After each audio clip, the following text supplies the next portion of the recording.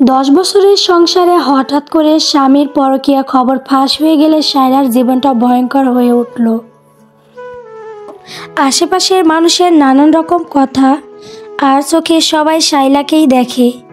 এ নিয়ে বিনিয়ে নানান প্রশ্ন। বান্ধবীরা বলে, কী রে, তোর স্বামী নাকি এক মেয়ের সঙ্গে রিলেশনে গেছে, তুই জানতি না? পরিচিত অনেকেই বলে, সায়লা আপা, ভাইয়া এরকম একটা কাজ করবে ভাবি নাই। আপনার জন্য খারাপ লাগে আপা, তা এখন কি করবেন? আবার কেউ বা ভাবি, আপনার মতো নরম মানুষের সঙ্গে এমন হলো। ভালো মানুষরাই কষ্ট পায় জানেন ভাবি। তা ভাইয়াকে ডিভোর্স কবে দিচ্ছেন? এক একজনের এক এক রঙের প্রশ্ন। এত রং বেরঙের প্রশ্ন শুনতে শুনতে সায়রা অতিষ্ঠ। এমনিতেই সে আছে মানসিক যন্ত্রণায়, তার ওপর মানুষের কৌতূহল ওকে একদণ্ড শান্তিতে থাকতে দিচ্ছে না। শেষ পর্যন্ত ছোট্ট ছেলে রুহাদকে নিয়ে সায়লা আলাদা বাসায় এসে উঠল। রুহাদের বাবাও পরকীয়া নারীকে বিয়ে করতে বাধ্য হয়েছে। সমাজে মুখ দেখাতে পারছিল না। অগত্যা বিয়ে তো করতেই হবে। অনেকদিন যোগাযোগ নেই লম্পটটার সঙ্গে। নতুন বাসা থেকে রুহাদের স্কুল বেশ দূরে। স্কুলটাও বদলানোর দরকার, কারণ এখানেও পুরনো অনেকের সঙ্গে দেখা হয়। তাদেরও একই প্রশ্ন।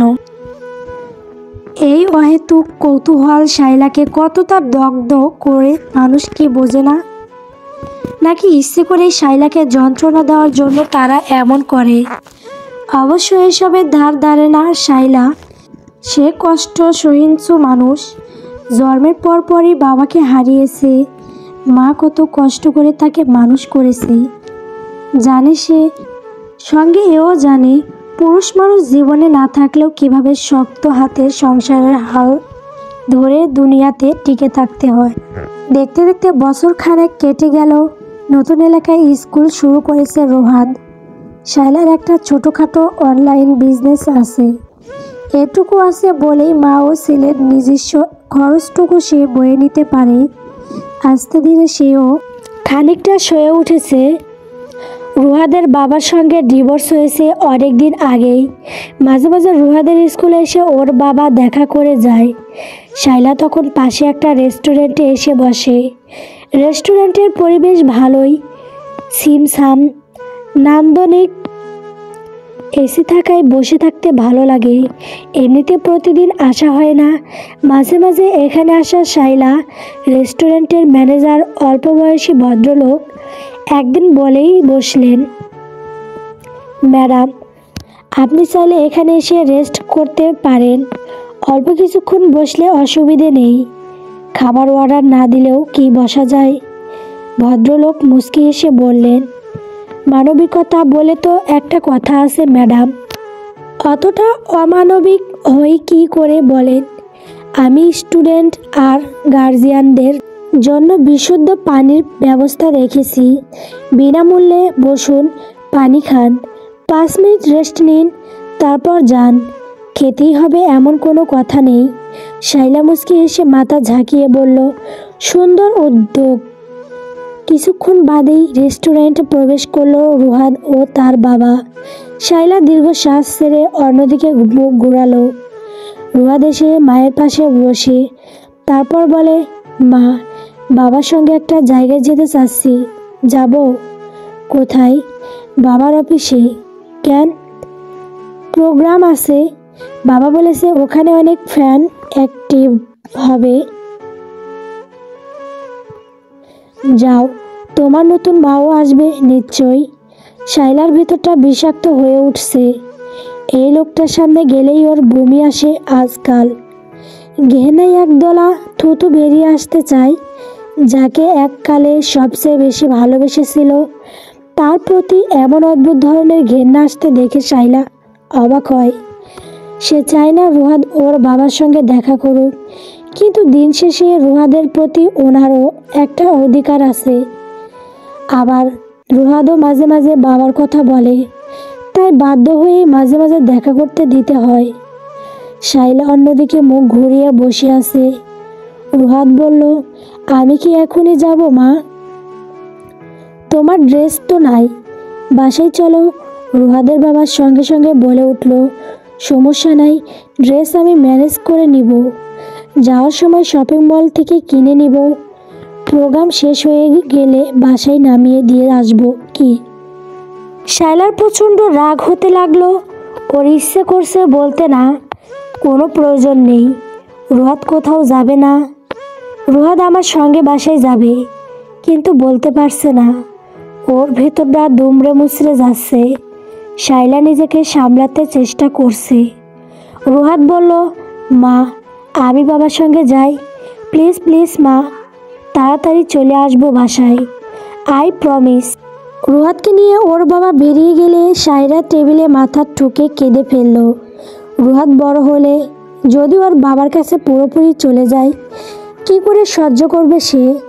ওই বেঈমান লোকটার সঙ্গে তার ছেলেকে এক মুহূর্তের জন্য পাঠাতে ইচ্ছে করছিল না। সেই ঘটনার পর এই প্রথম রুহাতকে ওর বাবার সঙ্গে দূরে যেতে দিয়েছে শায়লা। আগে কেবল অল্প সময়ের জন্য দেখা করতে আসতো, ধীরে ধীরে কি তবে আরও ঘনিষ্ঠতা বাড়বে বাবা ছেলের মধ্যে? শায়লা একটা অনিশ্চিত ভবিষ্যৎ দেখতে পায়। মুহূর্তেই চেয়ার থেকে টলে মেঝেতে পড়ে যায় সে। জ্ঞান ফিরলে খেয়াল হলো শায়লাকে কেউ বাহুতে ধরে রেখে মুখে পানি ছিটাচ্ছে। পাশে অন্য একটা অল্প বয়সী ছেলে, দুজনে মিলে কথা বলছে হাসপাতালে নেওয়ার ব্যাপারে। শায়লা ধীরে ধীরে সম্বিত ফিরে পেল। রেস্টুরেন্টের ম্যানেজার লোকটার বাহুতে তার মাথা। ওঠার চেষ্টা করে শায়লা বলল, সরি, আপনি ঠিক আছেন? উদ্বিগ্ন কণ্ঠে বলল ম্যানেজার। হ্যাঁ, একদম ঠিক আছি, বসুন ম্যাডাম এখানে। শায়লাকে বসিয়ে দিয়ে লোকটা ধরে গিয়ে এক গ্লাস ঠান্ডা লেমনেড এনে দিল। ইশারায় বলল, খান। তারপর আবার ছুটে গিয়ে গেল কাউন্টারে। শায়লা জুস খেয়ে চেয়ারে হালান দিয়ে বসলো। লোকটা এসে বলল, এখন কেমন লাগছে? ডাক্তারের কাছে চলুন। না, তার প্রয়োজন নেই। ঠিক আছে, ধন্যবাদ আপনাকে। কয়েকবার বড় বড় শ্বাস নিন। এই যে এভাবে ব্রিদিংয়ের মাধ্যমে আমাদের স্ট্রেস ও অ্যাংজাইটি রিলিফ হয়। শায়লা লোকটার দিকে তাকালো। উনি বড় বড় করে শ্বাস নিয়ে শায়লাকে দেখাচ্ছে। সেভাবে কয়েকবার প্র্যাকটিস করতে শায়লা বেশ ভালো অনুভব করলো। লোকটাকে ধন্যবাদ জানিয়ে শায়লা বলল, থ্যাংক ইউ ভাইয়া, আপনার ভালো হোক। আমি আসি। আপনার হাজব্যান্ডকে একটা কল দিন, একা যেতে পারবেন না তো? শায়লা একটা দীর্ঘশ্বাস ছেড়ে বলল, এক্স হাজব্যান্ড। তারপর ব্যাগ থেকে একটা 500 টাকার নোট বের করে দিয়ে বলল, জুসের দামটা রাখুন। কত রাখবো আমি কিভাবে বলবো? যা দাম তাই রাখুন। মানবতার দাম কি 500 টাকার উসুল হয়? শায়লা এক দৃষ্টিতে তাকায় ভদ্রলোকের দিকে। লোকটা মুচকি হেসে বলল, টাকা লাগবে না, শুধু ধন্যবাদটাই এনাফ। শায়লা টাকা ফেরত নিয়ে বেরিয়ে এলো রেস্টুরেন্ট থেকে। 2 দিন পর সে আবারও এলো রেস্টুরেন্টে। লোকটাকে একটা ভালো করে ধন্যবাদ জানানোর প্রয়োজন। আজকে রেস্টুরেন্টে ঢুকেই শায়লা কয়েকটা আইটেম অর্ডার করলো। এক ফাঁকে উঠে গিয়ে লোকটাকে বলল, আপনার কি আর কোনো কর্মচারী নেই?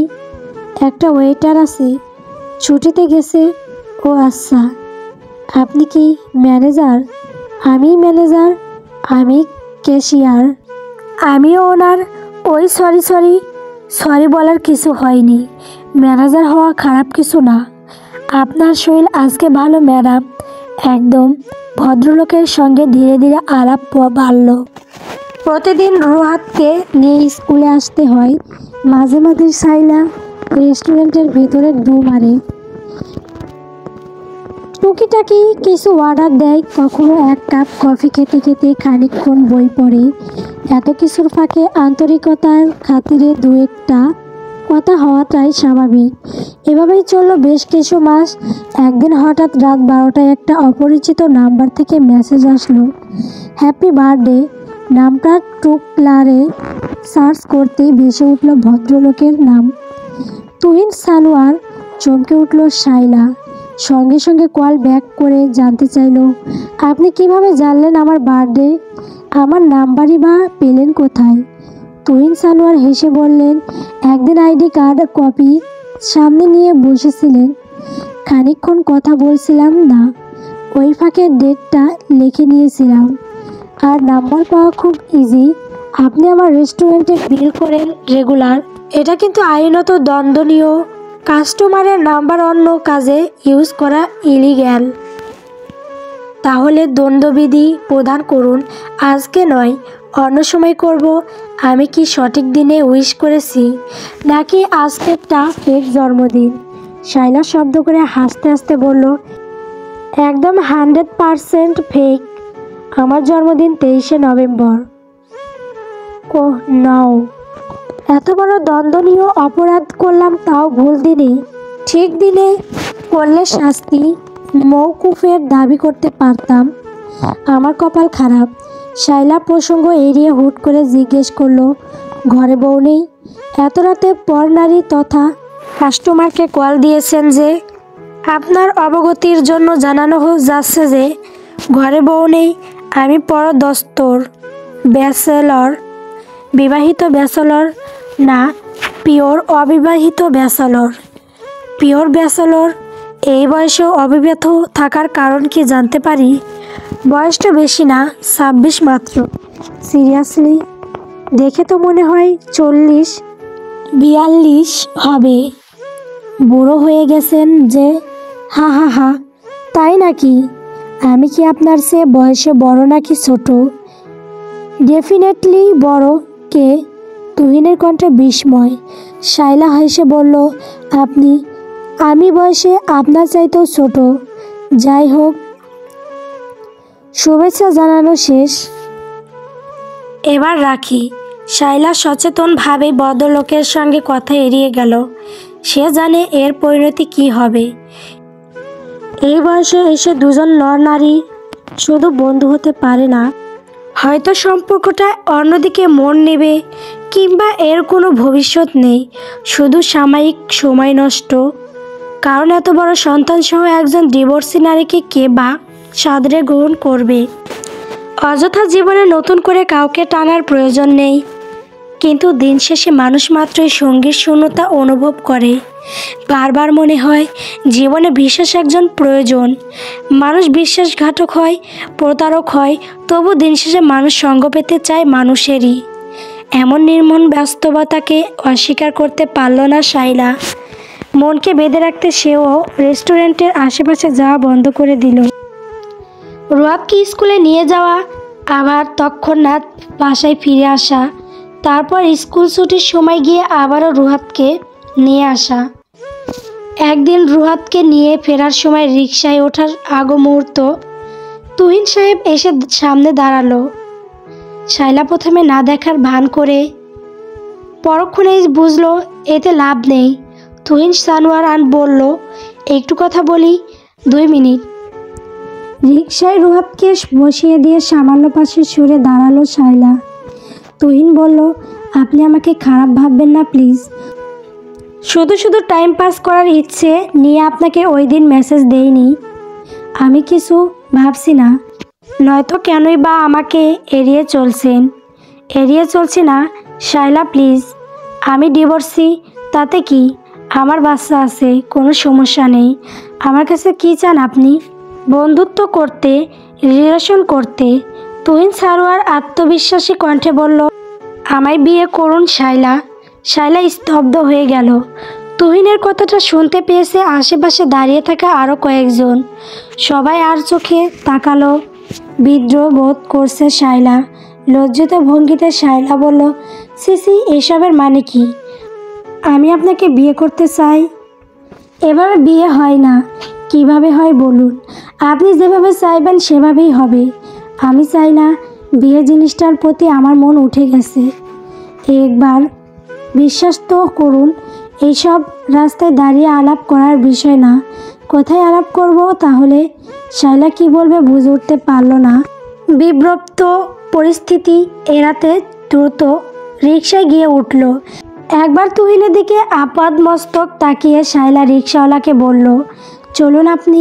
কিছু দূর এগিয়ে যাওয়ার পর শায়লা অজান্তেই পিছন ফিরে তাকালে দেখতে পায় লোকটা এখনও স্থিরভাবে দাঁড়িয়ে তার রিকশার দিকে চেয়ে আছে। বাসায় ফিরে কোনো কাজে মন বসে না শায়লার, বড্ড অন্যমনস্ক লাগে। বুকের ভেতর কিসের যেন অস্থিরতা। ছেলেটাকে পড়াতে ভালো লাগছে না, বিজনেসের পেজে কোনো পোস্ট দিতে ইচ্ছে করছে না।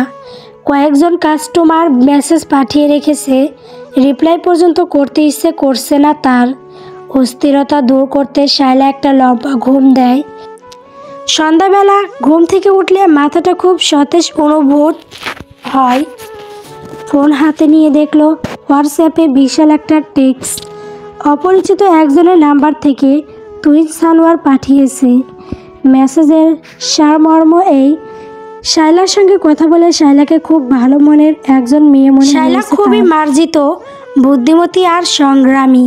শায়লার প্রতিটা বিষয়ে তুহিনকে মুগ্ধ করেছে। এমন একজন মেয়েকে জীবনসঙ্গী হিসেবে পেলে সে নিজেকে খুব ভাগ্যবান মনে করবে। মেসেজটা দেখে শায়লা দীর্ঘশ্বাস ছাড়ল।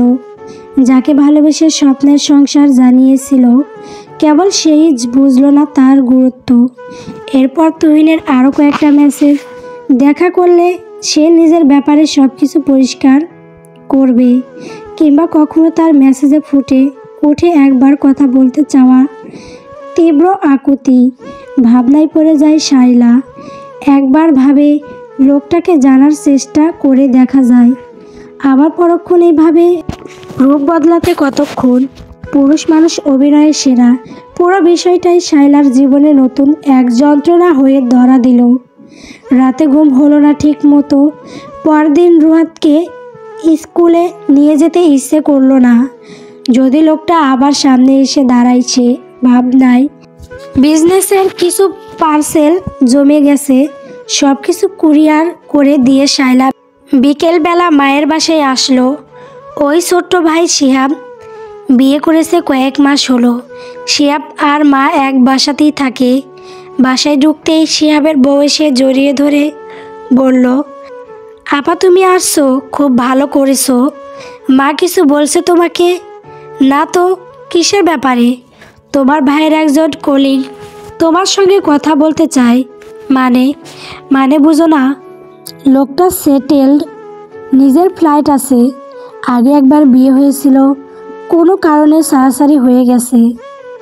এখন একাই ফ্ল্যাটে থাকে। কর্পোরেট লাইফে নাকি খুব সুনাম আছে ওনার।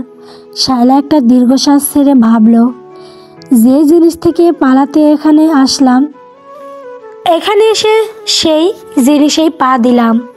ভাবির হাত ছেড়ে দিয়ে শায়লা মায়ের রুমে এলো। মাকে জড়িয়ে ঘ্রাণ নেয় মায়ের শরীরের। মায়ের কাছে এলেই জগতের সব কিছু ভুলে শায়লা যেন ছোট্ট শিশুটি হয়ে যায়। মা বললেন, কী রে মা, মন খারাপ? না তো, এমনি এমনি কি মাকে জড়িয়ে ধরা যাবে না? দূর পাগলি, ফোন করে বললি রাতে ঘুম হয়নি, সেই জন্য জিজ্ঞেস করলাম। ব্যবসা কেমন চলছে? ভালো। কাল থেকে পেজের মেসেজ চেক করিনি, অনেকগুলো মেসেজ জমে গেছে। কতবার তোকে বললাম এইসবের জন্য একজন মেয়ে রাখ। মা, একজন মেয়ে রাখলে তাকে তো অল্প হলেও কিছু বেতন দিতে হবে। ধরো 1000 তো দিতেই হবে, এর চেয়ে কমে তো কাউকে পাবো না। ওই 1000 আমার বুয়া বেতন হয়ে যায় মা।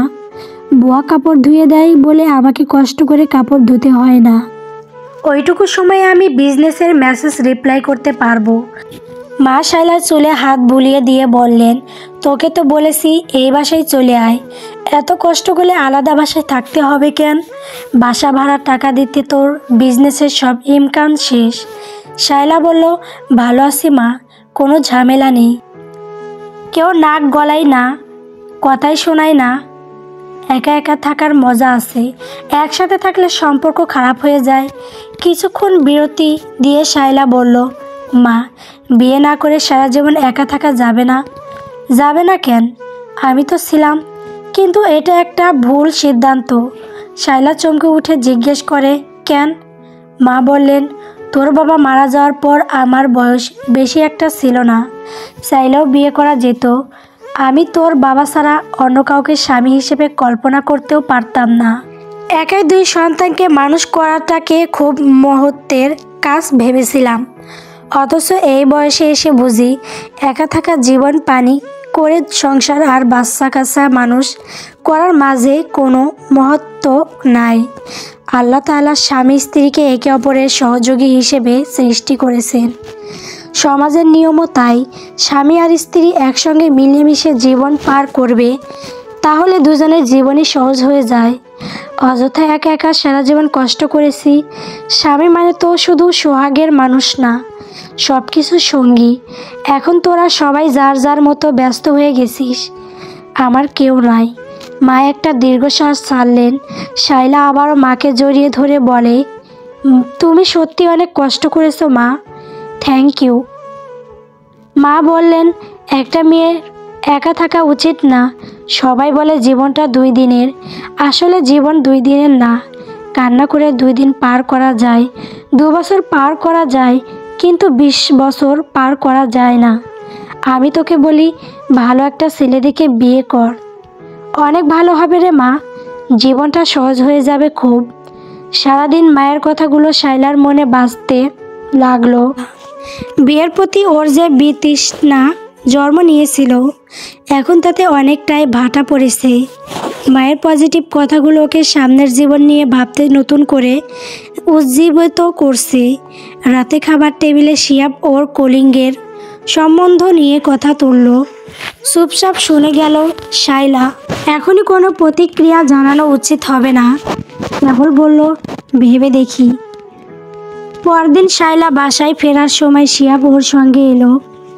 জড়াজড়ি করে বলল, দেখা কর ওর সঙ্গে, দেখ কেমন লাগে। ও যেহেতু নিজেকে থেকে আগ্রহ দেখাচ্ছে, আমার মনে হয় ভালোই হবে। শুভ কাজে দেরি করা ঠিক না। শিহাবের জড়াজড়িতে বাধ্য হয়ে শাইলা ওকে দেখা করার তারিখ জানিয়ে দিল। তারপর বাসায় ফিরে শুধু ভাবতে লাগলো, এরপর কি হবে, কোন দিকে মন নিবে তার জীবন। বহুদিন পর জীবনে একটু অ্যাডভেঞ্চার এসেছে শাইলার। কারণ ছাড়াই মুচকি হাসছে সে। গুনগুন করে গান গাইতে গাইতে ব্যবসার কাজগুলো করতে লাগলো। ফেসবুকে এক বান্ধবীর কমেন্টের কারণে রুহাদের বাবার একটা ভিডিও সামনে চলে এলো।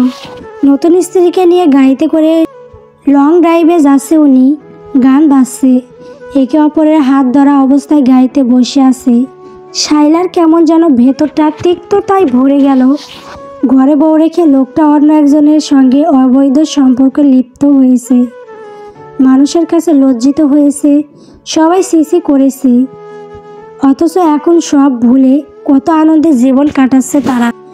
যারা জীবনটা সব সময় ওরকমই ছিল, সেখানে শাইলা তো নিরপরাধ। শাইলা কেন পারবে না? প্রশ্নটা মাথায় এসে তীরের মতো বিঁধতে লাগলো। যথাসময়ে রুহাদকে মায়ের বাসায় রেখে একটা রেস্তোরাঁয় শিহাবের কলিংয়ের সঙ্গে দেখা করতে এলো শাইলা। লোকটাকে সে আগেও দেখেছে। শাইলার জন্য চেয়ার টেনে বসতে বলল, তারপর মেন্টুটা এগিয়ে দিল সে। শাইলা বলল, থ্যাঙ্কস। আপনাকেও থ্যাঙ্কস আসার জন্য। শাইলা সৌজন্যতা সূচক হাসলো। লোকটা ওয়েটারকে ডেকে খাবার অর্ডার দিয়ে শাইলার দিকে তাকায়, তারপর বলে, আমার ওয়াইফ আমাকে কেন ডিভোর্স দিয়েছে সেটা বলি। আমি ওকে সময় দিতাম কম, সারাক্ষণ অফিসের কাজ, মিটিং, বন্ধুবান্ধব এসব নিয়ে থাকতাম। সে খুব বোর হয়ে গেছে। এরপর যখন এসব নিয়ে আমার সঙ্গে কথা বলতো, আমাদের ঝগড়া লেগে যেত, আর ঝগড়া হলেই কেউ কাউকে সহ্য করতে পারতাম না। ধীরে ধীরে একটা সময়ে গিয়ে সম্পর্কটাই কেমন যেন টক্সিক হয়ে যায়। বুঝে গেলাম আমরা একে অপরের জন্য পারফেক্ট না। আমি এত কিছু বলার কারণ হলো, আমি আমার ভুলগুলো বুঝতে পারছি, সেগুলো সংশোধন করে নিয়েছি আমি। আশা করি এরপর কখনো লাইফে ওই ভুলগুলো করব না। শাইলা মাথা ঝাঁকিয়ে বলল, এ ব্যাপারে আমার কিছু বলা উচিত না। আপনি যখন ভুলগুলো বুঝতে পেরেছেন তাহলে ভালো, আমার উপর বিশ্বাস করতে পারেন। আমি বাইরে সময় দেওয়া কমিয়ে দিয়েছি, বন্ধুদের সঙ্গে আড্ডা কম দিই, কাজও কমিয়ে দিয়েছি। বউ চলে যাওয়ার পরে শাইলার প্রশ্নে লোকটা ফিক করে হেসে ফেলল। তারপর বলল, কষ্ট পেলে মানুষ চেঞ্জ হয়, হারিয়ে ফেলার আগে নাকি বোঝে না। এনিওয়ে, ওর বিয়ে হয়ে গেছে অন্য জায়গায়। আচ্ছা, কিছু ফর্মাল কথাবার্তা শেষ করে শাইলা বিদায় নেয়। আজকালকার লোকজন তো কখনো ডিভোর্সের কারণ বলে না। লোকটা নিজে থেকে সব বলে দিল। ব্যাপারটা আশ্চর্য হওয়ার মতো, কিন্তু কেন যেন এই মানুষটার কথা কিংবা চাইনি কোনোটাই শাইলার মণিকোঠায় পৌঁছাতে পারেনি। শাইলার হৃদয় ছুটে পারার ক্ষমতাই ওনার নেই। কথাটা ভাবতেই তুহিন সানোয়ারের চেহারা চোখের সামনে ভেসে উঠল। সত্যি বলতে পুরোটা সময়ের ওনার কথা বারবার মনে পড়ছিল শাইলার। ওনার আচরণ, ওনার কথা বলার ভঙ্গি কিংবা মনোভাব, সব কিছুর সঙ্গে শাইলার অচেতনে একটা তুলনা তৈরি হচ্ছিল। সব দিক থেকে এগিয়ে আছে তুহিন। তুহিন কি আমার হৃদয় স্পর্শ করতে পেরেছে? ভাবতেই শাইলার দ্রুত হৃদস্পন্দিত হতে লাগলো। রিক্সা ঘুরিয়ে রুহাদের স্কুলের দিকে যেতে বলল সে। এই সন্ধ্যাবেলায় সারাকে দেখে চমকে উঠল তুহিন। অবাক চোখে এগিয়ে এসে বলল, আপনি এখন? জরুরি নিশ্চয়ই। কিছু হয়েছে? কি? সেটা তো আমার চেয়ে বেশি আপনার জানার কথা। তুহিন কয়েক সেকেন্ড ভেবে ফিক করে হেসে ফেলল। তারপর শাইলাকে বসার জন্য ইশারা করে নিজেও মুখোমুখি বসে। ওয়েটারকে জানাই দুজনকে কফি বানিয়ে দিতে। শাইলা বলল, কী ভেবে হাসলেন? আমি নিজেই তো বারবার দেখা করতে চাচ্ছি, সেজন্যই আপনি এসেছেন। বাহ, বুদ্ধিমান মানুষ। আমি যে বুদ্ধিমান এটা বুঝতে এতদিন লাগলো। শাইলা হেসে উঠে শব্দ করে। তারপর খেয়াল হলো অনেক দিন সে হাসেন না। ডিভোর্সের পর থেকেই জীবন থেকে হাসি ফুরিয়ে গেছে। তুহিন সানোয়ারই প্রথম ব্যক্তি যে তাকে হাসিয়েছে আবার। শাইলা বলল, কি বলতে চান বলুন। আমি খারাপ লোক নই, এতটুকুই বলার আছে। প্রমাণ করে দিতে পারছি না, তবে আপনি পারলে যাচাই করে নিন। আমি এতদিন বিয়ে করিনি, এর পিছনে একটাই কারণ, ফ্যামিলি। ছোট্ট ভাই বোন ছিল, সবাইকে পড়াশোনা করিয়েছি, বোনদের বিয়ে দিয়েছি। নিজেরও ক্যারিয়ার দাঁড় করানো দরকার ছিল। চাকরি বাকরি করে এইটুকুই করতে পেরেছি। পার্সোনাল সেভিংস বলতে তেমন কিছু নেই। এই রেস্টুরেন্টটাই সব। কিছুক্ষণ থেমে আবারও বলল, বাড়িতে আমার মা আছেন, 2 ভাই আছে, তারা ভার্সিটিতে পড়ে। আপনি রাজি থাকলে আপনার মায়ের সঙ্গে দেখা করতে নিয়ে যাব। আব্বা মারা গেছেন হৃদরোগে। আমি তখন ইন্টারমিডিয়েট পরীক্ষা দিয়েছি মাত্র। এই তো, লাইফে আর কোনো গল্প নাই। এরপর বাকিটা শুধু স্ট্রাগল, পরিশ্রম, ফ্যামিলির দেখাশোনা, এগুলোই। শাইলা স্তব্ধ হয়ে লোকটার কথাগুলো শুনছিল। হঠাৎ করেই ওর মনে হচ্ছে লোকটা খুব সুন্দর করে কথা বলে। এমনি কি কথা বলতে বলতে সুন্দর করে হাত নাড়ায়। শাইলার চোখের দিকে তাকিয়ে কথাগুলো বলছিলেন উনি। শাইলা বলল, আমার ওসব নিয়ে মাথা ব্যথা নেই। আপনি আমার কাছে কি চান? সঙ্গ, আর কিছু না। শাইলা চমকে উঠে। সেদিন মায়ের বলা কথাগুলি ওর মনে পড়ে যায়। তুহিন সানোয়ার বলল, আপনি আমার কাছে কি চান? ঠিক যা যা পেলে একজন নারী একজন পুরুষকে সঙ্গ দিতে আনন্দিত হয়, তার সব কিছু চাই। আবারও ফিক করে হেসে ফেলল তুহিন সানোয়ার। কফি চলে এসেছে। উনি টেবিল থেকে 1 মগ কফি নিয়ে ওয়েটারকে দিয়ে বলল, এটা তুমি খাও। আর বাকি আরেক মগ তুলে দিয়ে বলল, এটা শেফের জন্য নিয়ে যাও। শাইলা ব্রুকুসকে বলল, এর মানে একজন নারী যা চায় সেটাই করছি। কি চাই একজন নারী? তুহিন উঠে গিয়ে কাউন্টারে কফি মেকারের পাশে দাঁড়ালো। তারপর গলা উঁচিয়ে বলল, কফি কোনটা খাবেন ম্যাডাম? শাইলা হাত দিয়ে মুখ দিকে হাসতে লাগলো। তার হাসি যেন থামতেই চায় না। এই লোকটা কি সারা জীবন তাকে এভাবেই হাসাবে? উঠে এলো সে। তুহিনকে বলল, কফি বানাতে হবে না, 20 মিনিট সময় হবে। অবশ্যই হবে, 20 মিনিটই তো চেয়েছেন। বিষ খেতে তো বলিনি। আসুন আমার সঙ্গে। তুহিন রেস্টুরেন্ট থেকে বেরিয়ে এলো। শায়লা হারছে একটু আগে। তুহিন একটু পরে শায়লার কাছাকাছি এসে জানতে চাইলো, কোথায় যাচ্ছে জানতে পারি? আসার সময় দেখলাম খুব সুন্দর চাঁদ উঠেছে, চাঁদের আলো দেখাতে নিয়ে যাচ্ছি। কোথায় সেটা? আমার মায়ের বাড়ির ছাদে। কি হলো, দাঁড়ালেন কেন? ভয় পেলেন নাকি? ভয়? সেটা আমি কখনোই পাই না। আপনার পরিবারের মানুষজন আমাকে দেখবে, একটা ভালো পোশাক অন্তত পরা উচিত ছিল আমার। শায়লা হেসে বলল, মানুষ সবসময় তার প্রকৃত রূপের সবচেয়ে সুন্দর। বাসায় কে কে আছে? আমার একটা ভাই আছে। ভাইয়েরা বড় হয়ে গেলে মেয়েদের অভিভাবক হয়ে যায়, জানেনই তো। ভাইয়ের বউ আছে আর মা। আর আর আমার ছেলে রুহাদ। কথাটা বলেই শায়লা তাকালো তুহিনের চোখের দিকে। তুহিনের প্রতিক্রিয়া তেমন হলো না, বরং সহজ গলাতেই ওকে আশ্বস্ত করে বলল, রুহাদের জন্য কিছু নিয়ে যাওয়া উচিত আমার। চিপস, আইসক্রিম, খেলনা। শায়লা হেসে বলল, আপনি এরকম করবেন না তো। আপনাকে ভালো লেগে যাচ্ছে আমার। আজব কথা বললেন। যাকে বিয়ে করবেন তাকে ভালো লাগা ভালো। আমি গর্বিত। আমার আর কোনো নার্ভাসনেস নাই। এতক্ষণ কি নার্ভাস ছিলেন? সত্যটা বললে আবার বললেন ফ্লার্ট করছি। না, বলেন। আপনাকে দেখলেই আমার নার্ভাস লাগে, সব কিছু এলোমেলো হয়ে যায়। শায়লা আবারও হাসতে শুরু করলো।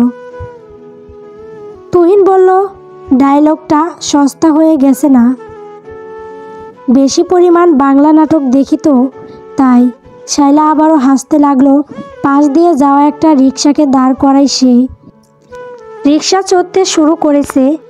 আকাশে শুক্ল পক্ষের চাঁদ। শায়লা এখনো হাসছে আর ভাবছে, এই লোকটার কথা শুনলে কারণে অকারণে হাসি পায়। যাক, আর কোনো দিন তাহলে মন খারাপ করে থাকতে হবে না। গল্প তোমার নামে নীলসে সমাপ্ত।